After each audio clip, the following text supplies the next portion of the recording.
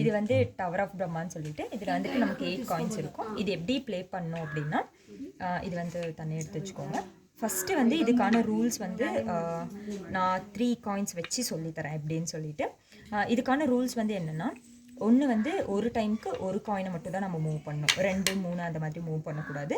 இன்னொரு main rule என்னென்னா, இப்போ இதை விட இது வந்து சின்னதாக இருக்குது. ஸோ இதை தூக்கி நான் இங்கே போடுறேன்னா இதுக்கு மேலே நான் பெரிய காயினை வந்து வைக்கக்கூடாது. இதை விட இது பெருசு. ஸோ இந்த மாதிரி வைக்கக்கூடாது. ஆனால் வந்து இது வந்து பெரிய காயின். இதை தூக்கி நான் இப்போ இங்கே வைக்கிறேன்னா இது மேலே வந்து நான் சின்ன காயினை வந்து வைக்கலாம். இந்த மாதிரி வைக்கலாம். இந்த மாதிரி வச்சுட்டு கேமோட ஆப்ஜெக்டிவ் என்னென்னா, இது ஃபுல்லாகவே இந்த போலில் கொடுத்துருக்கோம். ஸோ இது ஃபுல்லாகவே இங்கே இல்லைனா இங்கே வந்து நம்ம எக்ஸ்சேஞ்ச் பண்ணணும். அப்படி எக்ஸ்சேஞ்ச் பண்ணிட்டோம் அப்படின்னா அதுதான் வந்து கேமோட வின் அப்படின்னு சொல்லிட்டு. ஸோ நான் இது ஃபஸ்ட்டு 3 காயின்ஸ் வச்சு எப்படி விளையாடுறதுன்னு காட்டுறேன். ஃபஸ்ட்டு இதை தூக்கி நான் இங்கே போடுறேன். ஸோ இதை எடுக்கிறேன். இதை வந்து இங்கே வைக்கக்கூடாது, ஏன்னா வந்து இது சின்ன காயின். ஸோ நான் இதை இங்கே வைக்கிறேன். அப்புறம் இதை தூக்கி நான் இங்கே போடுறேன். இது தூக்கி இங்கே, இதை தூக்கி இங்கே போடுறேன். இதை எடுத்து இங்கே வைக்கிறேன்.